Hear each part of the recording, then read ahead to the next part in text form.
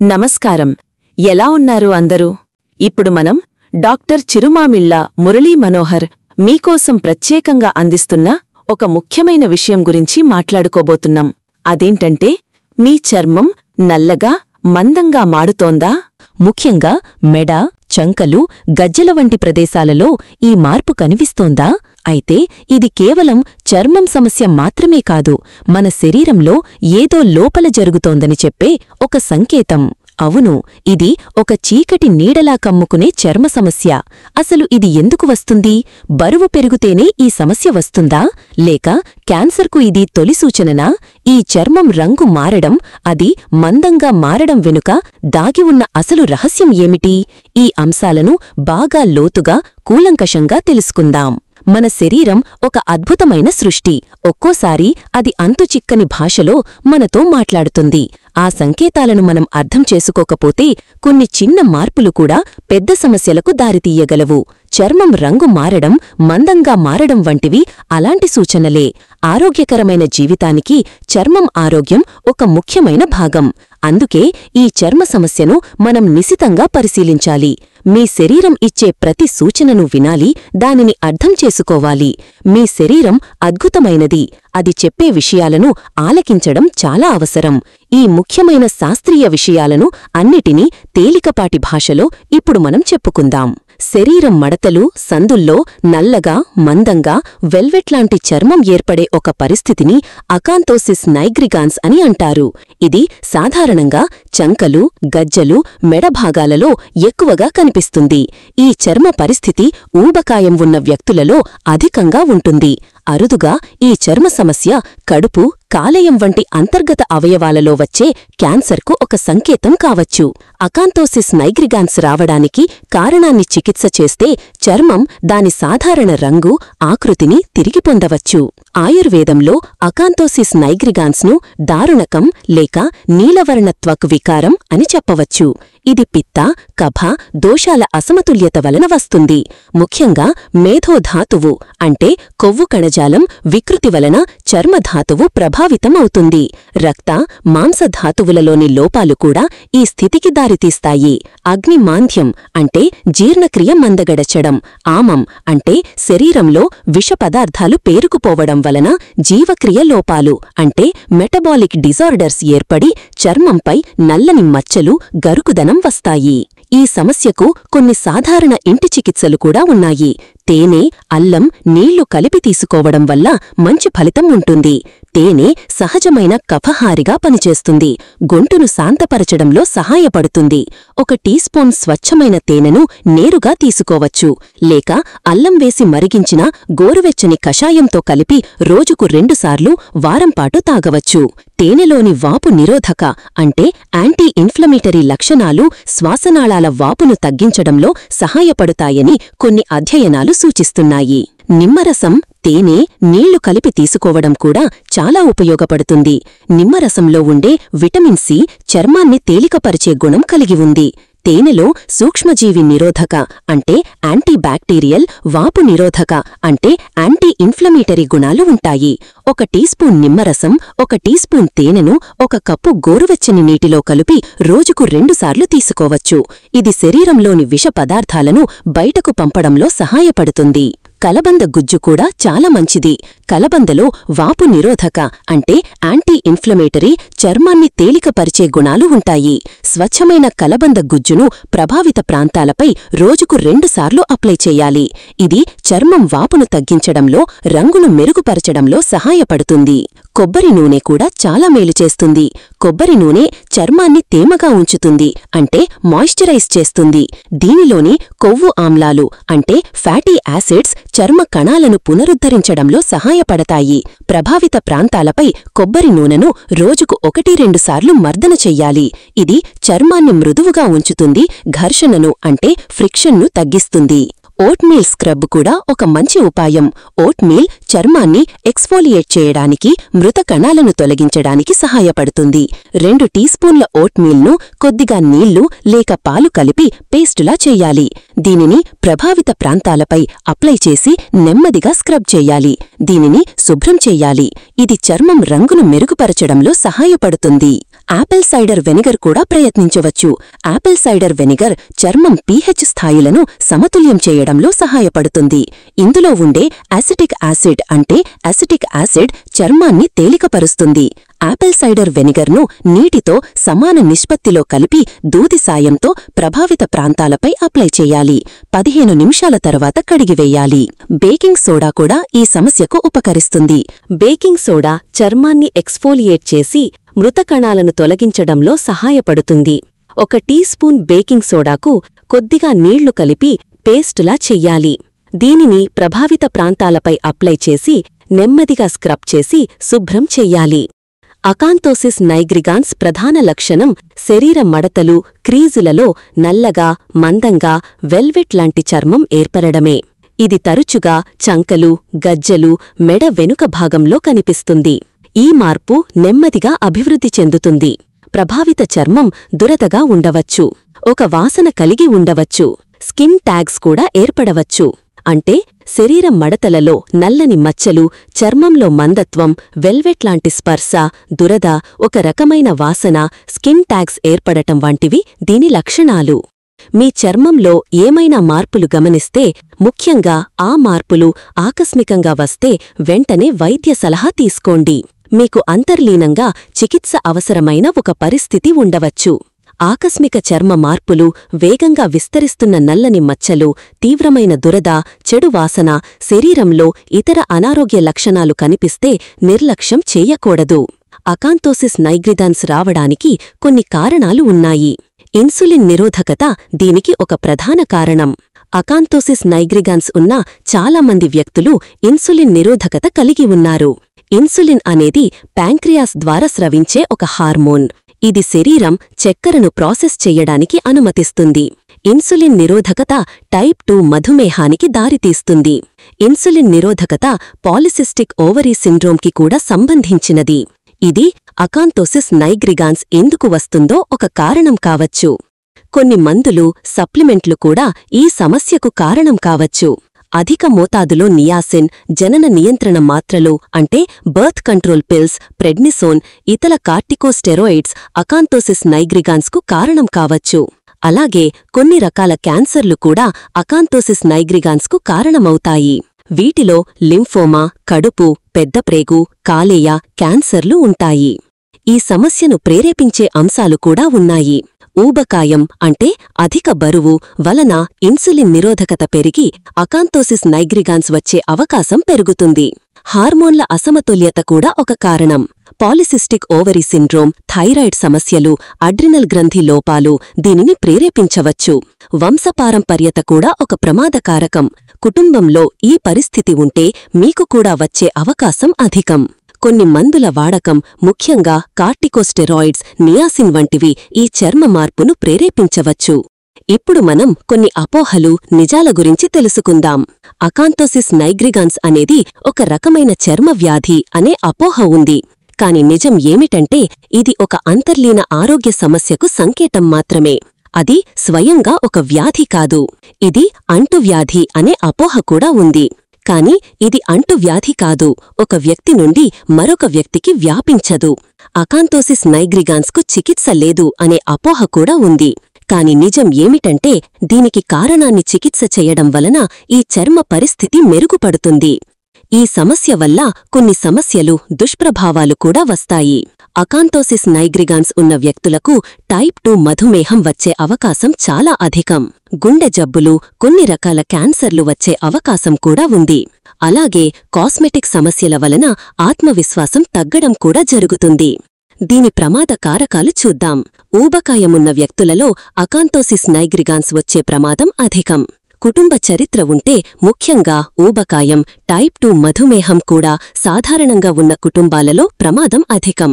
Insulin నిరోధకత ఉన్నవారికి ఇది వచ్చే అవకాశం ఎక్కువ. కార్టికోస్టెరాయిడ్స్, నియాసిన్ వంటి మందులు దీర్ఘకాలం వాడడం వలన ప్రమాదం పెరుగుతుంది. పాలిసిస్టిక్ ఓవరీ సిండ్రోమ్ వంటి హార్మోన్ల సమస్యలు ఉన్న స్త్రీలలో అధిక ప్రమాదం ఉంది. ఈ వ్యాధిని నిర్ధారించడానికి చర్మ పరీక్ష సమయంలో అకాంతోసిస్ నైగ్రిగాన్స్ను గుర్తించవచ్చు. నిర్ధారణను నిర్ధారించడానికి మీ ఆరోగ్య సంరక్షణ ప్రదాత సూక్ష్మదర్శిని కింద చూడడానికి చర్మ నమూనా అంటే బయాప్సీ తీసుకోవచ్చు. లేక మీ లక్షణాలకు కారణం ఏమిటో తెలుసుకోవడానికి మీకు ఇతర పరీక్షలు అవసరం కావచ్చు. అంటే వైద్యులు చర్మాన్ని పరిశీలించి లక్షణాలను అంచనా వేస్తారు. చర్మ బయాప్సీ, రక్త పరీక్షలు, ఇమేజింగ్ టెస్టులు వంటివి చేస్తారు. ఇమేజింగ్ టెస్టులలో అల్ట్రాసౌండ్, సిటీ స్కాన్, ఎంఆర్ఐ వంటి పరీక్షలు ఉంటాయి. ఈ సమస్య రాకుండా కొన్ని నివారణ మార్గాలు ఉన్నాయి. బరువు తగ్గడం ముఖ్యం. ఊబకాయం ఇన్సులిన్ నిరోధకతకు, అకాంతోసిస్ నైగ్రిగాన్స్కు ప్రధాన కారణం కనుక బరువు తగ్గడం చాలా ముఖ్యం. ఆరోగ్యకరమైన ఆహారం తీసుకోవాలి. పండ్లు, కూరగాయలు, తక్కువ పిండి పదార్థాలు అంటే కార్బోహైడ్రేట్లు గల ఆహారం తీసుకోవాలి. నీరు అధికంగా త్రాగాలి. ఫాస్ట్ ఫుడ్, ప్రాసెస్డ్ ఆహారాలను వదిలేయండి. వ్యాయామం చేయడం కూడా అవసరం. క్రమం తప్పకుండా శారీరక శ్రమ చేయడం ఇన్సులిన్ సెన్సిటివిటీని మెరుగుపరుస్తుంది. మీరు తీసుకుంటున్న మందుల వలన ఈ సమస్య వస్తుందని అనుమానముంటే వైద్య సలహా తీసుకోండి. మధుమేహం ఉన్నవారు రక్తంలో చక్కెర స్థాయిలను అదుపులో ఉంచుకోవాలి. అకాంతోసిస్ నైగ్రిగాన్స్కు అల్లోపతి వైద్య విధానంలో నిర్దిష్ట చికిత్స లేదు. కానీ మీ సంరక్షణ ప్రదాత నొప్పి, వాసనను తగ్గించడానికి స్కిన్ క్రీమ్స్, ప్రత్యేక సబ్బులు, మందులు, లేజర్ చికిత్స వంటి చికిత్సలను సూచించవచ్చు. అంతర్లీన కారణాన్ని చికిత్స చెయ్యడం సహాయపడవచ్చు. ఉదాహరణకు బరువు తగ్గడం ఒక మార్గం. మీ అకాంతోసిస్ నైగ్రిగాన్స్ ఊబకాయం వలన వస్తే పోషకాహార కౌన్సెలింగ్ బరువు తగ్గడం సహాయపడవచ్చు. కానీ బరువు తగ్గడం నెమ్మదిగా జరిగే ప్రక్రియ. అందరికీ ఒకేలా పనిచెయ్యదు.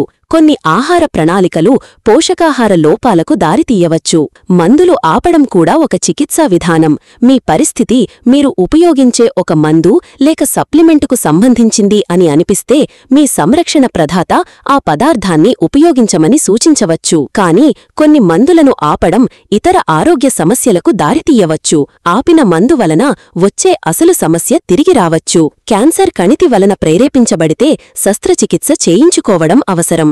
కణితిని తొలగించడానికి శస్త్రచికిత్స తరచుగా చర్మ లక్షణాలను నిర్మూలించి చేస్తుంది. కానీ అన్ని క్యాన్సర్లకు శస్త్రచికిత్స సాధ్యం కాదు. శస్త్రచికిత్స వలన నొప్పి, సంక్రమణ అంటే ఇన్ఫెక్షన్, మచ్చలు ఏర్పడవచ్చు. క్రీములు, మందులు కూడా వాడుతుంటారు.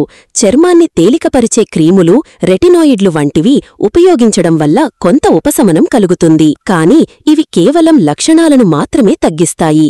అంతర్లీన కారణాన్ని చికిత్స చెయ్యవు. చర్మం పొడిబారడం, చికాకు, ఎరుపుగా మారడం వంటివి దుష్ఫలితాలు. లేజర్ చికిత్స కూడా అందుబాటులో ఉంది. చర్మం రంగును మెరుగుపరచడానికి లేజర్ చికిత్స ఉపయోగించబడుతుంది. కానీ ఇది ఖరీదైనది. అనేక సెషన్లు అవసరం కావచ్చు. తాత్కాలిక వాపు, ఎరుపుదనం, రంగు మార్పులు వంటి దుష్ఫలితాలు ఉండవచ్చు. ఆయుర్వేదంలో అకాంతోసిస్ నైగ్రిగాన్స్కు సమగ్ర చికిత్స అందిస్తారు. ఇది ఇన్సులిన్ నిరోధకతను తగ్గించడం, మేధోధాతువు అంటే కొవ్వు కణజాలం జీవక్రియను మెరుగుపరచడం, అమ అంటే విష పదార్థాలను తొలగించడం, పిత్త, కఫ దోషాలను సమతుల్యం చేయడంపై దృష్టి పెడుతుంది. చికిత్సలో అంతర్గత మందులు, బాహ్య లేపనాలు, పంచకర్మ చికిత్సలు, ఆహారం, జీవనశైలి మార్పులు ఉంటాయి. వ్యక్తి యొక్క ప్రకృతి అంటే శరీర రకం, వికృతి అంటే ప్రస్తుత అసమతుల్యతలు ఆధారంగా చికిత్సా ప్రణాళిక రూపొందించబడుతుంది.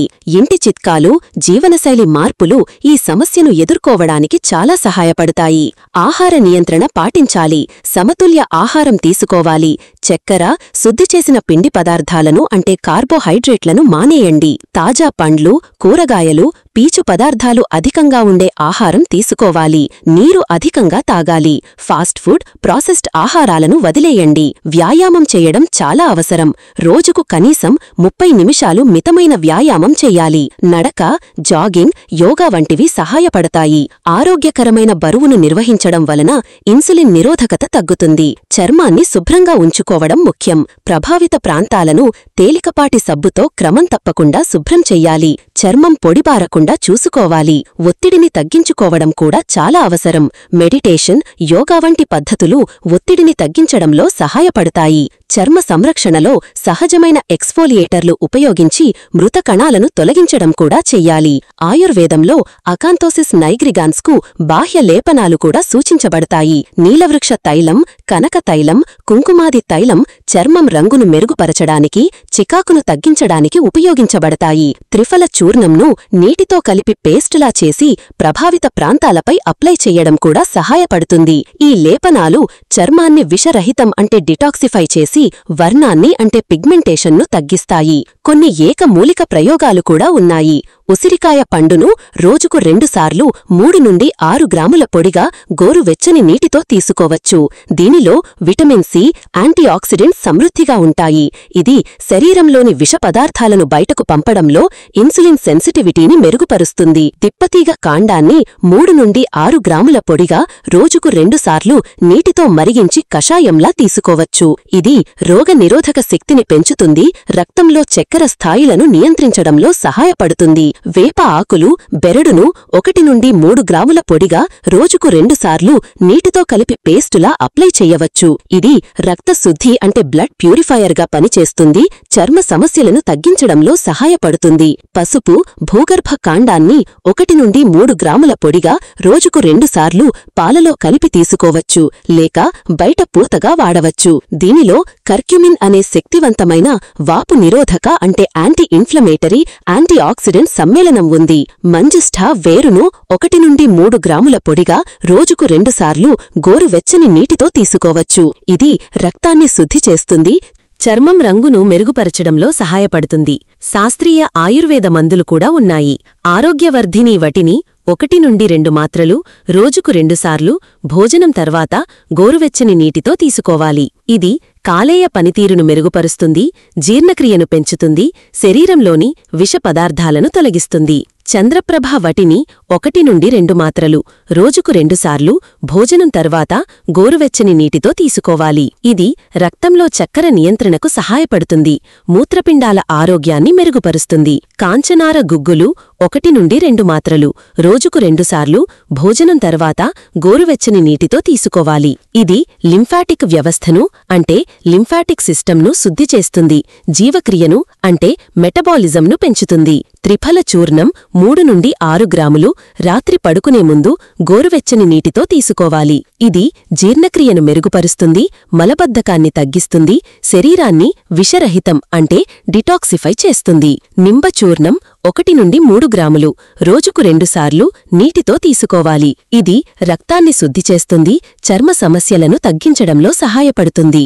పంచకర్మ చికిత్సలు కూడా శరీరంలోని విష పదార్థాలను తొలగించి దోషాలను సమతుల్యం చెయ్యడానికి సహాయపడతాయి. అకాంతోసిస్ నైగ్రిగాన్స్ చికిత్సలో వమన అంటే వైద్యపరమైన వాంతి, విరేచన అంటే విరోచన, వస్తి అంటే ఎనిమా, రక్తమోక్షణ అంటే రక్తశుద్ధి వంటివి సూచించబడతాయి.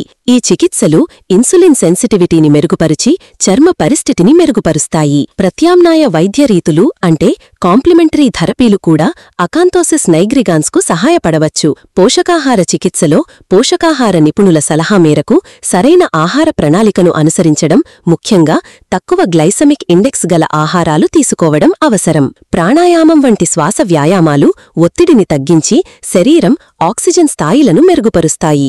యోగాసనాలు శరీరంలో రక్తప్రసరణను పెంచుతాయి, హార్మోన్ల సమతుల్యతను మెరుగుపరుస్తాయి. మెడిటేషన్ అంటే ధ్యానం ఒత్తిడిని తగ్గించడంలో, మానసిక ప్రశాంతతను పెంచడంలో సహాయపడుతుంది. ముక్తాయింపుగా ఒక ముఖ్యమైన విషయం విన్నవించాలి. అకాంతోసిస్ నైగ్రిగాన్స్ కేవలం ఒక చర్మ సమస్య మాత్రమే కాదు, అది మన శరీరంలో అంతర్గతంగా జరుగుతున్న ఒక కీలక మార్పుకు సంకేతం. ఈ సంకేతాలను గుర్తించడం, సరైన చికిత్స, జీవనశైలి మార్పులు చెయ్యడం వలన ఈ పరిస్థితిని సమర్థవంతంగా ఎదుర్కోవచ్చు. మీ ఆరోగ్యం మీ చేతిలోనే ఉంది, దాన్ని రక్షించుకోవడం మనందరి బాధ్యత. నిర్లక్ష్యం చెయ్యకుండా నిరంతరం జాగ్రత్తగా ఉండడం వలన ఆరోగ్యకరమైన జీవితాన్ని గడపవచ్చు. ఇది కేవలం ఒక చర్మ సమస్యగా చూడకుండా అంతర్లీన ఆరోగ్య సమస్యలకు ఒక హెచ్చరికగా భావించి సరైన చికిత్స తీసుకోవాలి. మీ ఆరోగ్యమే మహాభాగ్యం. జాగ్రత్తగా ఉండండి.